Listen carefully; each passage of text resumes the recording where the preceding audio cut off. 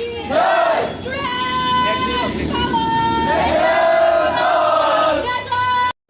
मेरा नाम अनिल शाह है और ये का पूरा प्लान बन के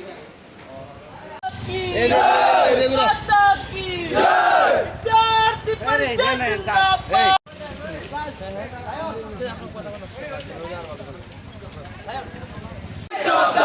তোমার দিতে হবে ভারত মাতা কি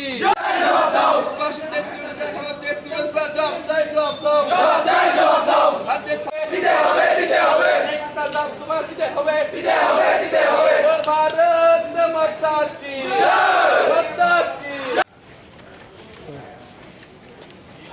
আজকে আমরা অবগত আছি যে আমাদের রাজ্যের যারা এসসি ছাত্রছাত্রী রয়েছেন তাদের যে স্কলারশিপের বিষয় এই বিষয়ে বিগত অনেক দিন ধরে তাদের যে স্কলারশিপের ম্যাটার অনেকদিন ধরে সেটা পেন্ডিং করে রয়েছে।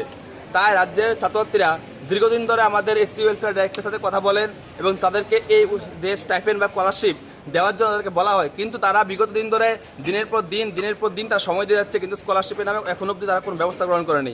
যখন বিদ্যার্থী পরিষদ সম্পর্কে তারা আসে এবং বিদ্যার্থী পরিষদ এই ম্যাটারটা জানায়, তো বিদ্যার্থী পরিষদ একজন দায়িত্ববান ছাত্র সংগঠন হিসাবে আমাদের কর্তব্য যে এই ছাত্রদের হিতে দাঁড়ানো এবং কাজ করানো। তাই বিদ্যার্থী পরিষদের আজকে এক প্রতিনিধি দল আমাদের ডাইরেক্টর স্যারের কাছে এসসি ওয়েলফেয়ার যে স্টাইপেন্ড ওই স্টাইপেন্ড ইমিডিয়েটলি 7 দিনের মধ্যে দেওয়া হয় এই দাবি নিয়ে আজকে আমরা এখানে সবাই একত্রিত হয়েছি।